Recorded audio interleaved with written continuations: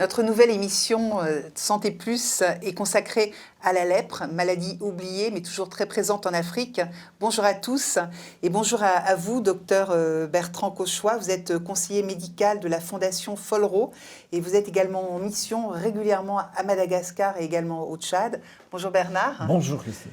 Nous allons aussi recevoir un peu plus tard Risque Zep, qui est infirmière qui est spécialisée dans la lèpre et qui est basée depuis 20 ans au Tchad et qui nous rejoindra. Cette infirmière a été lauréate très récemment, le 26 janvier, du prix Raoul Folro qui a été remis à l'Académie française. C'était l'occasion de mettre un coup de projecteur sur cette maladie, la lèpre, qui existe toujours. Combien de personnes, docteur, sont-elles dépistées tous les ans ? Alors, classiquement, on dit à peu près entre 200 et 220 000 malades dépistés par an. Ça, c'est la face émergée de l'iceberg. 220 000 dépistés en moyenne. Dites-nous exactement, docteur, qu'est-ce que la lèpre ? Quels en sont les symptômes et comment l'attrape-t-on ? Alors, la lèpre, c'est une maladie infectieuse liée à une bactérie qu'on appelle une mycobactérie. Et c'est une maladie qui est transmissible, essentiellement d'homme à homme. Bizarrement, transmissible par voie respiratoire, alors que les gens s'imaginent que c'est une transmission par voie cutanée. Donc transmission d'homme à homme par voie respiratoire. La particularité de cette maladie, c'est qu'elle est faiblement contagieuse. Donc c'est une maladie qui va toucher la promiscuité et la pauvreté. On ne l'attrape pas aussi facilement qu'on attrape le Covid, même si la source de contamination est la même. Et pourquoi les populations, ce sont les populations les plus pauvres d'Afrique qui sont touchées par cette maladie ? Alors, c'est une maladie qui fait quand même son lit sur la pauvreté, la diminution des défenses immunologiques, et l'hygiène joue un rôle non négligeable. Et comme c'est une maladie qui est faiblement contagieuse, elle fait son lit sur de la promiscuité. Donc, en fin de compte, c'est des maladies qui se transmettent à l'intérieur d'une même famille. Et souvent, les gens qui élèvent leur niveau de vie, ils vont avoir moins de promiscuité dans les habitats, et progressivement, ça va réduire le risque. Le risque, il est majeur quand les gens vivent dans un environnement défavorable. Et comment évolue la maladie ? Alors, c'est une maladie qui, au départ, est une maladie à premiers symptômes cutanés. Une tache simple, dépigmentée sur la peau. Sur une peau noire, c'est une tache dépigmentée qui a la particularité d'être insensible. C'est-à-dire quand on va la toucher avec un coton ou avec une petite aiguille, le malade ne va pas sentir. Par contre, ce qu'il faut savoir, c'est que le bacille, il attaque le nerf. Et donc, malheureusement, l'évolution de la maladie, après les premiers symptômes, c'est vers des atteintes neurologiques, essentiellement les nerfs périphériques, membres supérieurs et membres inférieurs. C'est ça qui va conduire inexorablement, en l'absence de traitement, vers des déficits, des paralysies et des déformations des membres, voire plus. Des amputations également. Les amputations qui sont une conséquence d'une progression de la maladie non traitée. Sur combien d'années, combien de temps ? Alors le problème, c'est que souvent la maladie, elle est dépistée à un stade tardif, mais sinon on considère qu'entre le début des premiers symptômes et une atteinte nerveuse pouvant aller jusqu'à un handicap, il faut au moins 3 ou 4 ans. Mais malheureusement, notre quotidien, c'est de dépister des malades qui en sont déjà à cette progression vers le handicap. Justement, vous êtes conseiller de la Fondation Raoul Folro, qui s'attaque à la lèpre. Et je vous propose de regarder une vidéo qui se passe en Côte d'Ivoire et on voit aussi les actions de cette Fondation Folro.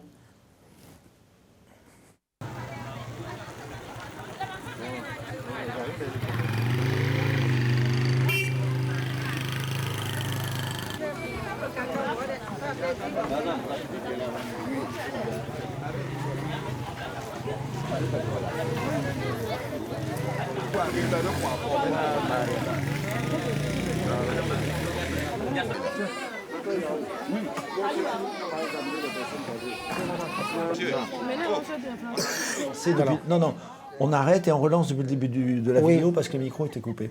Ah ok. Quel dommage.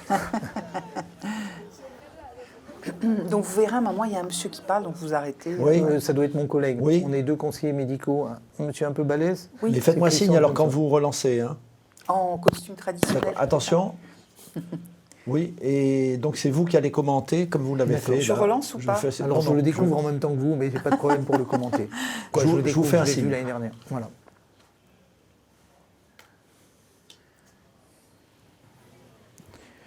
Alors voilà, là manifestement on est en Côte d'Ivoire, où j'ai des collègues qui sont très impliqués là-bas.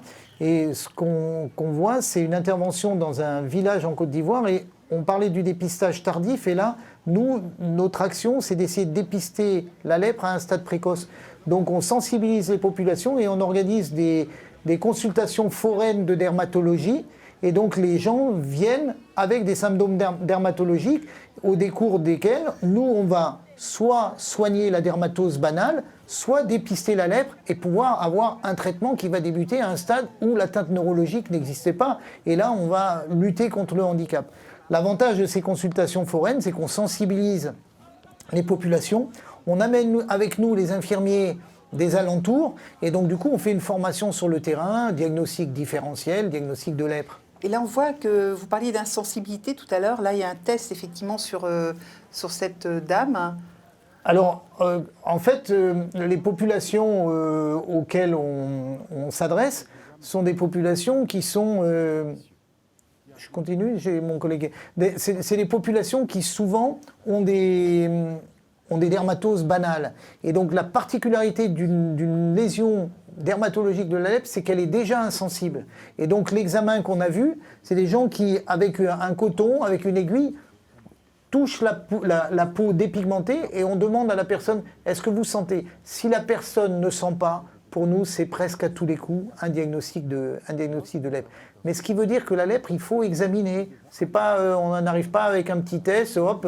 C'est ça la complication, c'est qu'il faut examiner. Et vous parliez de votre collègue, là, effectivement, c'est votre un collaborateur qui, lui, est en mission en Côte d'Ivoire. Alors, en fait, à la Fondation, on est 2 conseillers médicaux et Christian Johnson, là, qui est là sur le film, il s'occupe principalement des pays d'Afrique de l'Ouest, quand moi, je gère plus Madagascar, où je réside, et le Tchad et le Burkina Faso.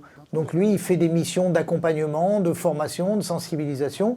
Mais soyons clairs, on travaille aussi avec des équipes nationales et c'est pas nous qui faisons tout, mais nous, on encadre, on apporte les aides budgétaires et surtout, on fait de la formation continue. Est-ce qu'on fait reculer la maladie en ce moment ou est-ce qu'elle gagne du terrain? Alors, il y a eu une grande victoire. Hein. Depuis 20 ans, on a probablement traité à peu près 20 millions de personnes sur la lèpre qu'on a guéri. Le problème, on arrive à un stade où on voudrait aller vers l'éradication. Et là, c'est beaucoup plus compliqué parce que maintenant, on est sur des poches de population qui n'ont pas accès aux soins. Et donc, la dernière marche à franchir, d'aller dépister très en avant toutes les populations, c'est énormément de difficultés logistiques. Malheureusement, ce qu'on n'a pas dit tout à l'heure, c'est que la lèpre, elle a un temps d'incubation très long. Et ce n'est pas parce qu'on dépiste dans une famille 2 malades aujourd'hui que les 2 autres qui sont sains ne sont pas en train de développer... Quand vous dites très long, c'est combien de temps? Classiquement, on dit entre 2 ans et 20 ans et on attribue une moyenne de 5 ans. Ah oui, c'est énorme. Voilà. Donc c'est ça toute la complication d'un passage vers l'éradication de la lèpre qu'on souhaiterait, mais on y va, mais à pas petits pas. Et justement, on a vu là tout à l'heure qu'il y avait beaucoup d'enfants. Il y a à peu près un enfant malade de la lèpre sur 10, ce qui est énorme.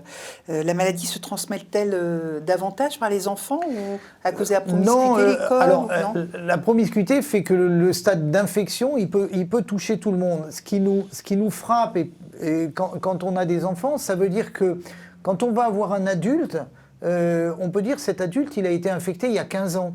Et il développe la maladie maintenant. Quand on a un enfant de 7 ans qui a la lèpre, ça veut dire qu'il a été infecté récemment et ça veut dire que l'environnement est encore, si j'ose dire, pollué par de la bactérie. Alors que sur un adulte de 50 ans, vous pouvez dire qu'il a peut-être été contaminé il y a 20 ans. Un enfant atteint de lèpre, ça veut dire que le bacille circule. C'est ça qui nous gêne. On fait quoi quand le bacille circule dans la maison? Eh ben, alors, c'est quand même une transmission quand même d'homme à homme. Ça veut dire qu'il faut dépister tout l'entourage, aller rechercher la grand-mère, le grand-père, le cousin, le voisin. Et donc, ça veut dire examiner tous les contacts du cas qu'on a dépisté. Et aujourd'hui, on met en œuvre une stratégie de chimioprophylaxie. C'est que non seulement on traite les malades, mais quand on a tous les contacts familiaux, on commence à donner des traitements préventifs, c'est-à-dire c'est un traitement à minima en une journée qui va rompre le risque de passage d'un porteur sain à un malade. En quoi consiste le traitement et est-il efficace pendant longtemps? Comment le mettons en place? Alors le traitement, c'est un traitement antibiotique, Oui. à peu près comparable à celui qu'on donne sur la tuberculose. C'est une association de 3 antibiotiques. La particularité, c'est que le traitement dure entre 6 et 12 mois.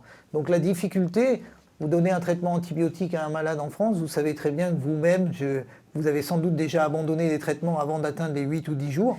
Là, on demande aux gens de prendre le traitement pendant 12 mois. Donc ça veut dire un suivi, une sensibilisation. La personne va mieux. Le gros avantage, c'est 1 jour de traitement, il est plus contagieux. Donc ça, c'est une grosse victoire. Par contre, stabiliser la guérison, c'est 12 mois de traitement. Pour un malade qui se sent mieux, on a tendance à dire on va abandonner le traitement. Donc c'est aussi tout un travail de sensibilisation, d'éducation, d'approvisionnement en médicaments qui est compliqué. On ne peut pas donner tous les médicaments, sinon il va y avoir des partages de médicaments. Ah, mon médicament, il a marché sur ma dermatose, je vais te le donner, ça marcherait bien. C'est pas la même. Et justement, il y a un suivi sur place. Il y a des personnes qui sont responsables dans les villages de... Alors donner encore les une fois, nous, médicaments. on travaille avec les autorités nationales. Donc des fois, par exemple à Madagascar, moi je travaille énormément avec les centres confessionnels. La Fondation Raoul Follereau, vraiment, on a une proximité à Madagascar avec les centres confessionnels qui font ce relais. Mais partout, y compris à Madagascar, on travaille avec les structures de l'État. Donc on forme les agents de santé, on forme les infirmiers, on forme même des médecins pour dire il faut suivre et dépister ces malades. Le problème, c'est que la lèpre reste un problème majeur. Mais Madagascar, par exemple, c'est à peu près 1500 cas de lèpre, vous avez 3000 formations sanitaires. Donc ça veut dire que potentiellement, les soignants vont voir un cas tous les 2-3 ans.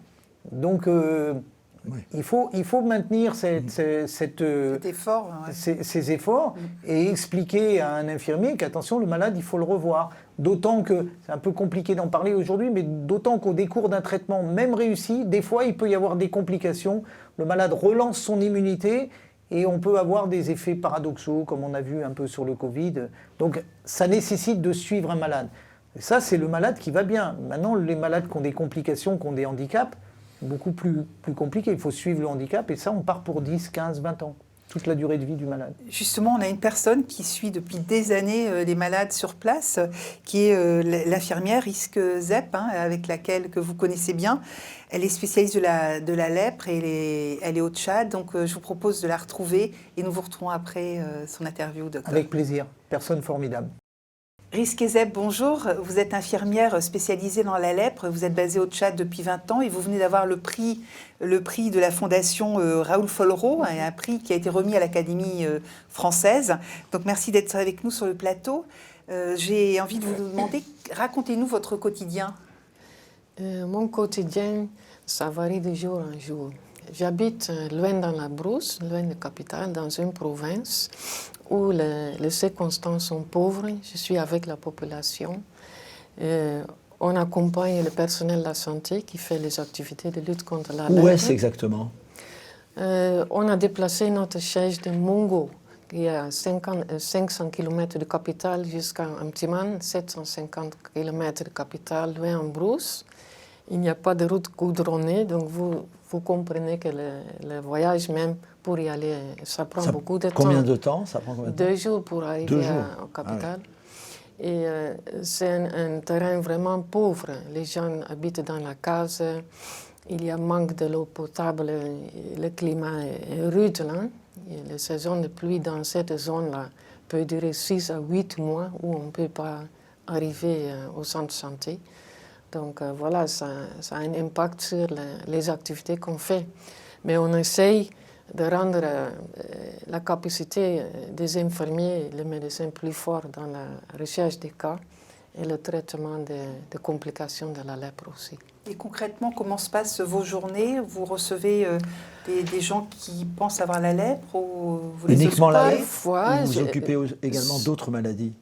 On soigne aussi un peu d'autres maladies de la peau parce qu'il y a des gens qui se présentent, qui pensent qu'ils ont la lèpre, mais on réfère surtout vers l'hôpital et le centre de santé. On essaye de faire comprendre les infirmiers de faire ce travail et de chercher la lèpre parce qu'il y a des malades où on passe carrément à côté qui ne reçoivent pas le soin.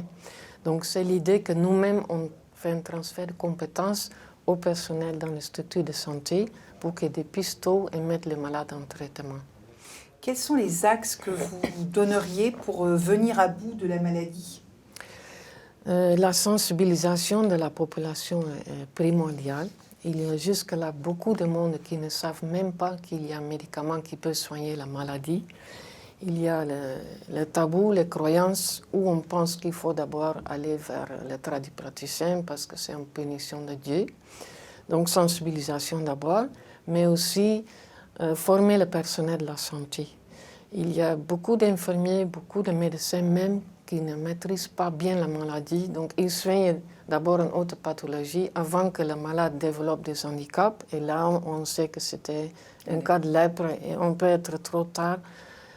Et l'handicap peut devenir irréversible, ce qui mène encore à une stigmatisation de la personne et un rejet social. Qu'est-ce qui vous a incité à aller précisément à cet endroit et combien de personnes, quel est le nombre d'habitants autour et quelles sont les activités principales? Bon, notre équipe, nous sommes une petite équipe. Je travaille pour la mission évangélique contre la lèpre, qui est une branche de Leprosy Mission International, une organisation internationale qui œuvre dans la lutte contre la lèpre, tout comme l'association Raoul Follereau avec laquelle on travaille main à main. Notre premier partenaire est le ministère de la Santé, le programme national de lutte contre la lèpre. Donc, on facilite leur tâche et on renforce aussi la compétence des acteurs sur le terrain. Pourquoi je suis arrivée là-bas, on m'a envoyé là-bas. Je ne connaissais même pas le Tchad. Donc, quand on m'a envoyé, je suis allée. C'était un pays très différent que j'avais pensé. Mais on le fait connaître de fur et à mesure, malgré le fait que la vie n'est pas du tout facile là-bas. Il y a des déceptions, il y a beaucoup de maladies. J'ai appris à aimer ce peuple-là et cette lutte. C'est une lutte qui peut donner beaucoup de satisfaction. Qu'avoir guéri un malade qui est très soucieuse à cause de sa maladie, guérir et devenir heureux, ça fait toujours plaisir. Et, voilà. Vous avez reçu le prix de la Fondation Raoul Follereau.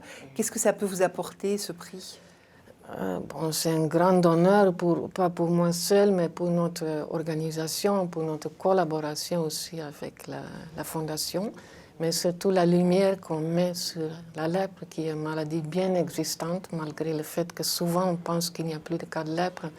Donc on est vraiment ravis et on aimerait vraiment vous dire, la lèpre est bel et bien là, il faut qu'on fasse quelque chose pour éviter les handicaps. Merci. Risque ZEP, hein, c'est bien cela, je prononce bien votre nom. Nous retrouvons tout de suite le docteur Bertrand Cauchois. Et avant cela, nous allons regarder une petite vidéo qui se passe à Madagascar. D'accord, merci beaucoup. Merci à vous. Merci.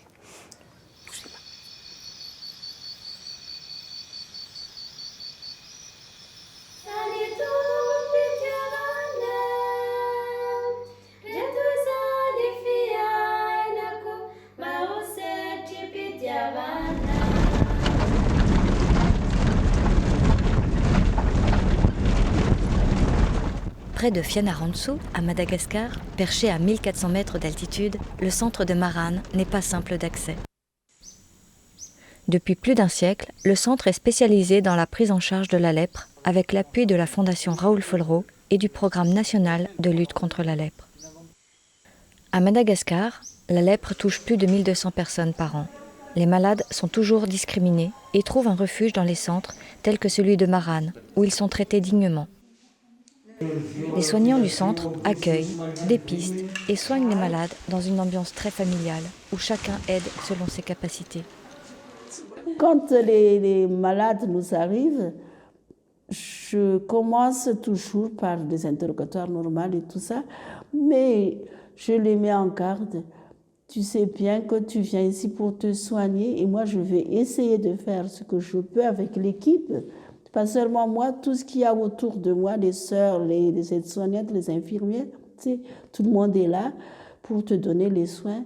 Mais nous, on va te soigner, mais pas pour aller mendier après, mais pour que tu sois une personne comme tout le monde, que tu retrouves aussi ta dignité. Alors, les soins qu'on donne, ce n'est pas seulement les plaies et tout le reste, mais ce que tu as besoin pour sortir d'ici en homme debout. C'est d'abord la personne. Donc tu te trouves devant une personne malade qui a des besoins, qui crie vers toi. tu réponds à ce cri.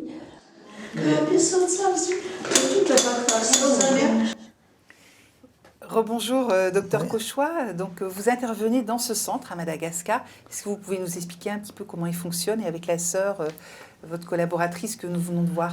Oui, alors à Madagascar, je le disais, on collabore avec l'État, mais aussi avec des centres confessionnels qui sont partenaires de l'État. Ce centre a la particularité d'un centre qui fait une prise en charge inclusive de la lèpre. Il prend en charge le diagnostic de la lèpre, il prend en charge le traitement, la prévention des infirmités ou la prise en charge des infirmités quand elles sont installées. Et puis on va beaucoup plus loin. On essaye de favoriser la réinsertion des malades.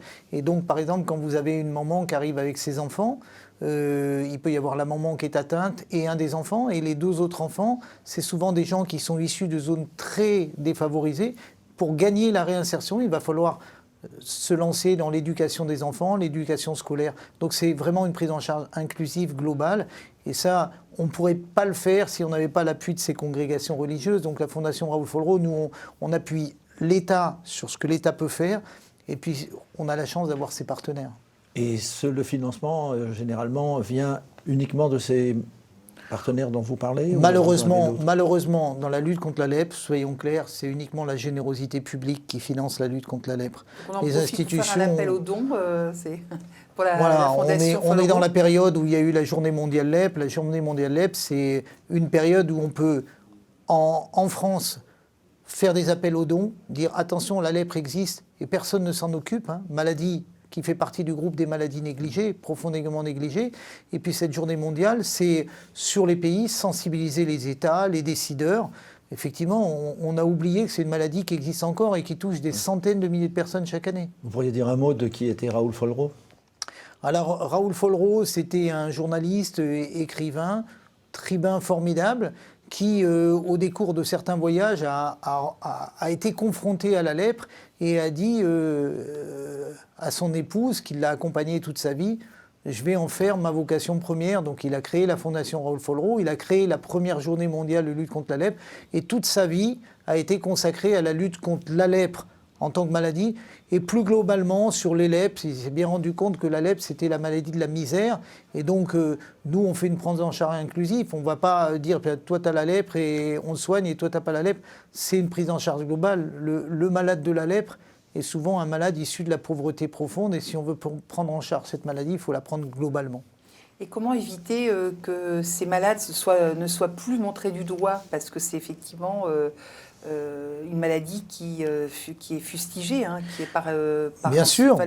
Alors on rencontre en Afrique et dans les pays qui sont touchés la même chose qu'on a rencontré au Moyen-Âge en France, où les gens étaient... Il fallait les sortir des villes. Les sortir. Aujourd'hui, par contre, nous, ce qu'il faut qu'on dise, c'est que la lèpre, ça se guérit. Le jour où le malade a pris sa première dose de médicament, il est guéri, il ne transmettra plus la maladie. Par contre, la maladie, inexorablement, quand elle a fait des dégâts physiques, le malade, il va être toujours considéré comme un lépreux, entre guillemets, terminologie qu'on n'aime pas trop. Et donc nous, c'est réinsérer, par exemple, les enfants de la lèpre, on les met en classe avec les autres enfants. Dans les villages, on travaille main dans la main. Et la grande réussite de toutes ces congrégations religieuses, c'est que plus personne ne sait qui a la lèpre, même quand bien même quelqu'un a été dévisagé, a été amputé. Ben non, c'est un malade comme un autre. C'est un malade comme un autre, c'est un être comme un autre. La sœur le dit bien dans le reportage, on remet l'homme debout et on le remet dans le tissu social. C'est un changement de mentalité. Il faut changer les mentalités, ce qui n'est pas simple. On est dans des pays où éduqués, sensibilisés, vous avez 30% de la population qui n'a pas accès à la radio, 20% des enfants qui ne sont pas scolarisés, les croyances. Il faut savoir que dans les pays où on travaille, le premier recours aux soins, souvent, c'est un tradipraticien. Donc le tradipraticien, il n'a pas obligatoirement la même perspective que nous en termes de soins des malades. Donc on essaye aussi de travailler avec ces gens-là, leur dire, bon, passez la main sur des maladies que nous, on peut soigner et que vous ne pouvez pas soigner. C'est tout des mentalités qu'il faut changer. Et puis, il faut qu'on fasse un plaidoyer auprès des États. Il n'y a pas beaucoup d'États qui s'engagent volontairement dans la lutte contre la lèpre. Vous savez, les pays d'Afrique sont à la fois... ils portent souvent de la misère et de la pauvreté, mais aussi c'est des destinations touristiques. pas beaucoup de ministres de la Santé qui aiment qu'on parle de leur pays comme un pays où sévissent encore ce genre de maladies. Il y a combien de pays africains qui sont encore touchés? Je pense qu'il y en a encore une quinzaine ou une vingtaine, et il y en a une... endémique encore en Afrique. C'est encore endémique dans beaucoup de pays. Et on considère des pays qui déclarent plus de 1000 cas fortement endémiques. Il y a 10 pays au monde qui déclarent plus de 1000 cas de lèpre par an, dont plus de la moitié en Afrique. Et vous, la Fondation Raoul Follereau, continue aussi la recherche. C'est pour ça que vous avez besoin de dons, on en parlait tout à l'heure. En quoi consiste cette recherche? Dans quel axe Alors la recherche, je parle d'un point de vue médical, puisqu'on essaye de travailler aussi sur la réinsertion, mais c'est avoir des traitements aussi efficaces, parce que nos traitements sont efficaces, mais sur des durées plus courtes. Si on pouvait avoir des traitements qui durent 3 ou 4 mois. Donc ça veut dire tester des molécules. Le vaccin, l'idéal, ça serait d'avoir un vaccin. Donc on finance des équipes qui sont dans la recherche vaccinale. Et puis si on pouvait aussi avoir un test de dépistage ultra rapide, fiable. Merci beaucoup, docteur Cauchois. C'est donc un appel peut-être au laboratoire pour qu'il travaille de concert avec la Fondation sur ces sujets-là. Merci beaucoup, docteur. Donc on se retrouve bientôt pour une autre émission Santé Plus sur Télé Sud.